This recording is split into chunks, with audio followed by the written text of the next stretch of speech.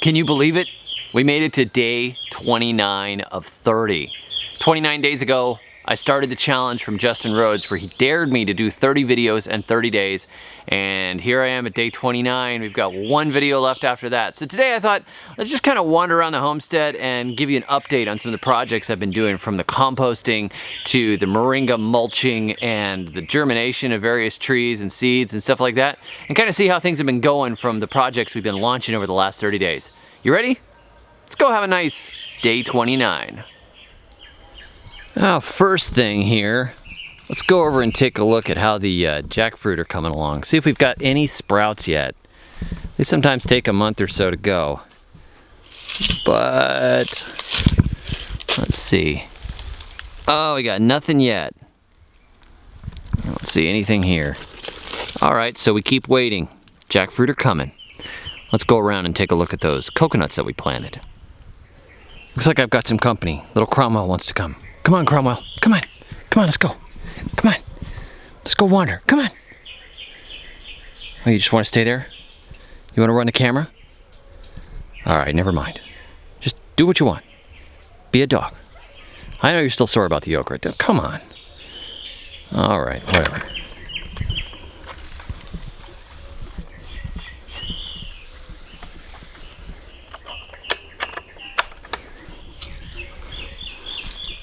Bye, Cromwell.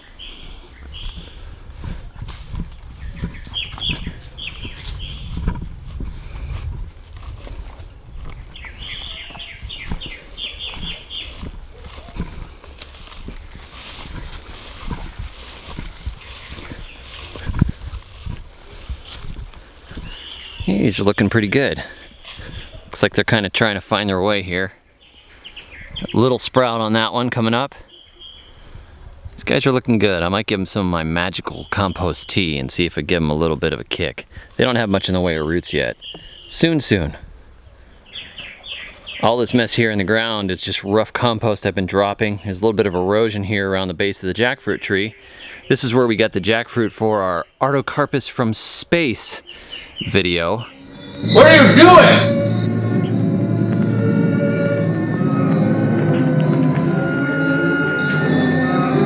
I couldn't help it. I was overcome. We don't know what this is. It's delicious. Look at these beautiful jackfruit.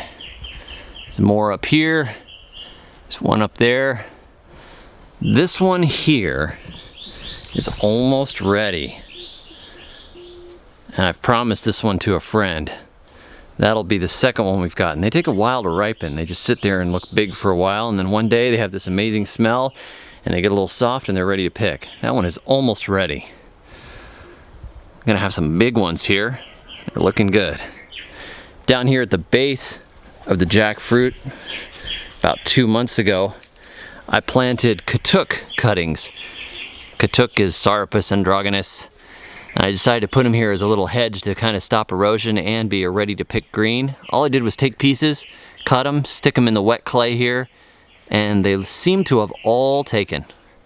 And here we've got a yam that was coming up from the ground already. It had planted itself. This is Dioscorea alata. And then it climbs way up into the tree and just keeps going up there. It's actually all the way to the top at this point. You can kind of see it back there. See some vines up there against the sky. It's real good for a yam to get high up and get a lot of sunshine because it makes a bigger root. And we'll pull the root when this all goes dormant. These papaya right here, I planted. I dug them up down the hill by the river and put them in. Stuck a couple of them right here along the fence, little ways from where the jackfruit is. And then these over here that I was thinning out on the video about why to thin your plants, look at how much bigger they are already. Give them a little bit of space and they've gotten some rain, and they're just big. They're looking great. We've got some bananas back here too. It's interesting, we've done a lot better on the trees and the perennials than we have on the annuals so far. It's kind of hard to learn how the annuals work in this new climate, but the stuff that's really adapted here, the perennials, like these yams here, and these papaya, man, they're easy. And the bananas are just a piece of cake. Right here, we have sea bean vines, which I showed you on the video how to germinate sea beans.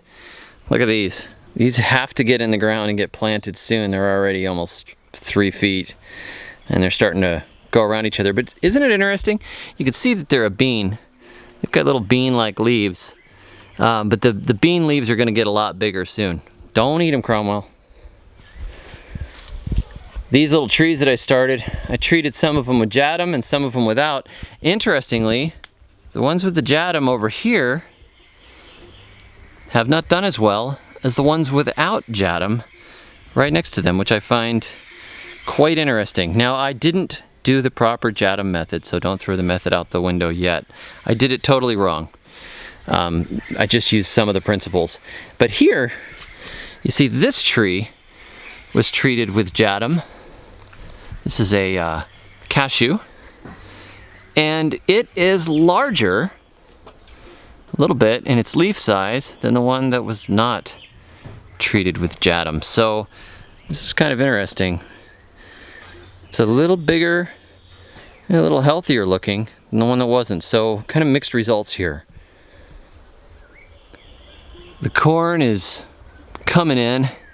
We had quite a few of them succumb to rot, as I shared in a previous video, but some of these guys are going to bear a seed, which I would really like to have if we don't lose them to rot, because I really want to go this variety. I'm just going to try growing it in the dry season next, so we don't have so many rot issues with the ears getting wet and then rotting out and getting moldy and nasty on the inside.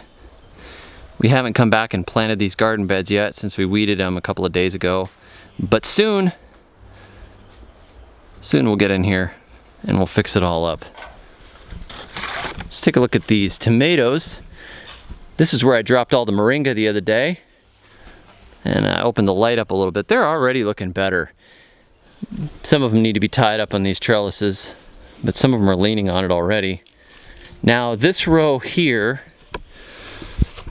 is the one that I treated with JADAM, and this bed is actually larger than the bed that was not treated.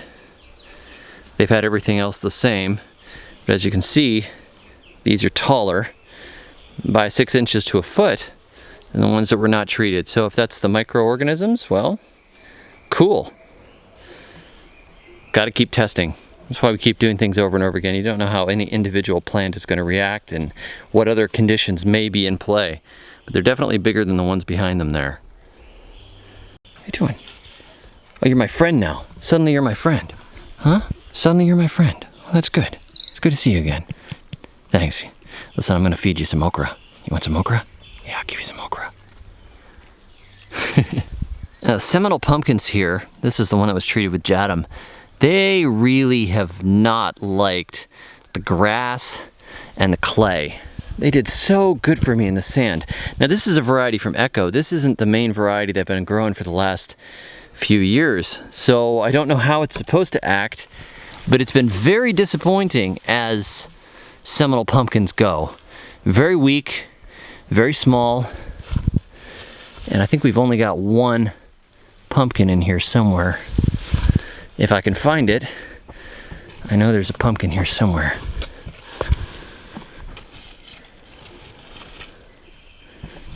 Yeah, I don't even see it. Oh, here we go. Here is our single Seminole pumpkin. Look how tiny it is. I don't know what the deal is. I didn't see any pest issues or anything, just a real lack of vitality. And I started them in some pits here with good manure in them. Maybe the soil's a little acid. They've been really yellow. Not sure.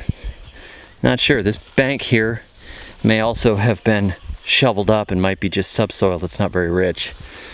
But the vine growth normally of Seminole pumpkins would cover this entire area, and I would have had pumpkins all over the place by now.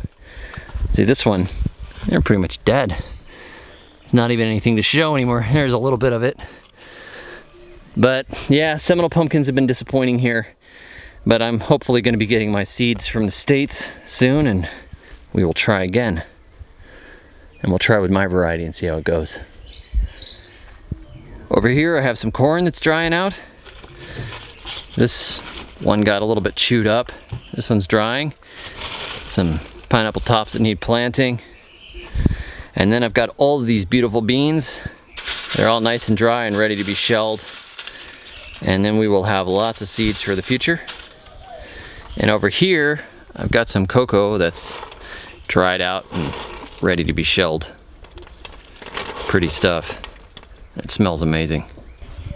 Here is the insane compost tea that I made. Isn't that beautiful? There is so much fertility in this stuff. It is unbelievable. It's got weeds and grass and even an entire jackfruit in here, and urine and manure and scraps from the garden and scraps from the kitchen and some snail shells and egg shells and who knows what else. This is smelling amazing. It's also got leaf mold and seawater and some seaweed. So there is a wide range of nutrition in here, and when I thin this out and water the plants with it, they go crazy. But it's fermenting. In a couple more weeks, I'll start sticking it on stuff. I've been adding it a little bit to the corn down the hill, which reminds me, we should go check on the corn down the hill. Well, I'm getting ready to go down the hill, but look at this. We've got more passion fruit hanging out there on the ground. There's some of them back there up against the fence, and it's probably 10 or so that have fallen out of the tamarind tree, which magically supports passion fruit vines all over it. Always nice to see. Gonna have to make sure I get these when I come back.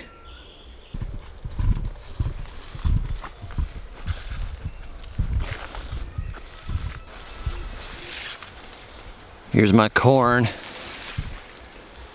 Lots and lots of corn.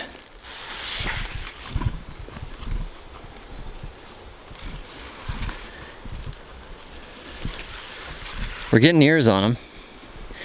A lot of them aren't very big ears though. A lot of them are kind of shrimpy like this, as we didn't get enough fertilizer on them early on. Life gets in the way, particularly when you're doing 30 videos in 30 days. And when you overplant like crazy and then try to figure out how to take care of it later. But we've got lots of corn. There's a good looking one right there. That one looks pretty good. Corn and corn and corn and corn and corn. The pigeon peas in between will do great because they make their own nitrogen. See, they've gotten pretty big. I've got corn all over the place. This is the way the natives plant it. Cut holes in the ground, throw in a few corn seeds and a pigeon pea seed or two, and then let them go. Look at all this corn. It goes way back up there. And all in between bananas. Here we've got some papayas at the edge. And then you can hear the creek running at the bottom of the hill there. It's a beautiful cornfield. I don't think we're going to get the kind of yields I want. We're probably going to get a lot of half-pollinated ears that are shrimpy. But there's always next time. If these don't pan out, we'll see. It's hard to say. Back here at the bottom of the corn, I planted a breadnut that a friend gave me. It's twice the size as when I put it in the ground. Cleared the brush around it and then stuck a couple of sticks here so we wouldn't lose it. And I've already had to clear vines off it and chop down the weeds a couple of times. But I think it's going to be a beautiful tree. They really are gorgeous. The breadnut, unlike the cousin, the breadfruit, actually has seeds inside of it, and the seeds are what you harvest and eat, not the fruit. You don't eat it like a potato. It's more like a chestnut. You boil them in salt water and eat them. Kind of stuff I couldn't grow back in Florida.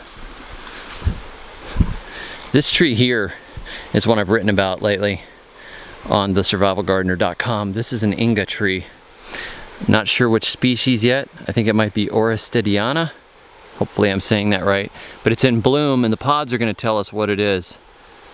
This is a nitrogen fixing Inga tree of Inga alley cropping fame. And when we get pods, I'm hoping to do some experimentation with actually alley cropping with Inga and putting the corn in between, so I can actually use the nitrogen fixing ability and the mulch of the Inga leaves to feed the soil in between and to shade the rows. You pretty much pollard the trees back in between growing seasons, drop all the leaves on the ground, plant the corn into the middle of that, and then the trees grow back again after you harvest the corn, and you do it all again. So you're chopping and dropping and feeding the soil with nitrogen at the same time.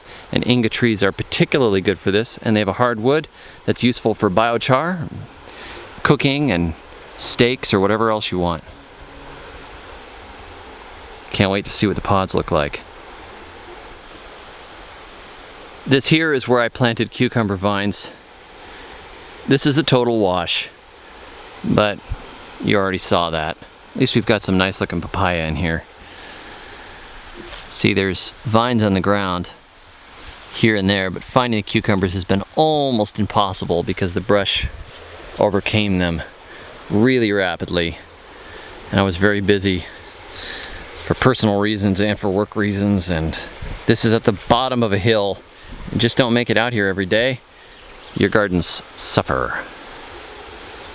But I've got lots of other great stuff going, and the cucumbers were just a nice thing I wanted to add, and I should have just waited until I had more time. The okra is doing nicely, as you've already seen. I am an okra hypocrite. I've got to come down here tomorrow and pick some. I planted a lot of okra. Fortunately, Rachel's been cooking it and actually hasn't been half bad. There's a lot of okra in here. More every day.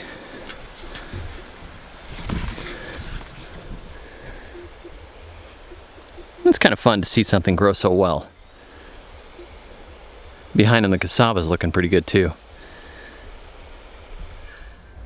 Well, we're back to the bunch of bananas where I started, and I happened to notice that up here in the tree there is a good stalk up there that is worth taking down. So let's take that down and wrap this video up.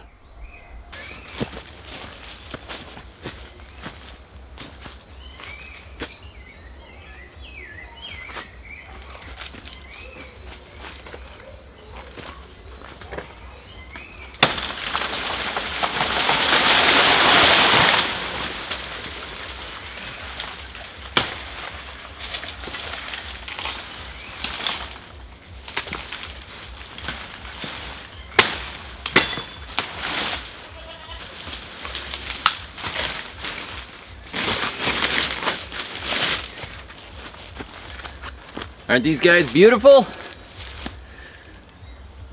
Thanks for hanging out with me today. Catch me for video number 30. Be sure to like, subscribe, and catch me on the web at thesurvivalgardener.com.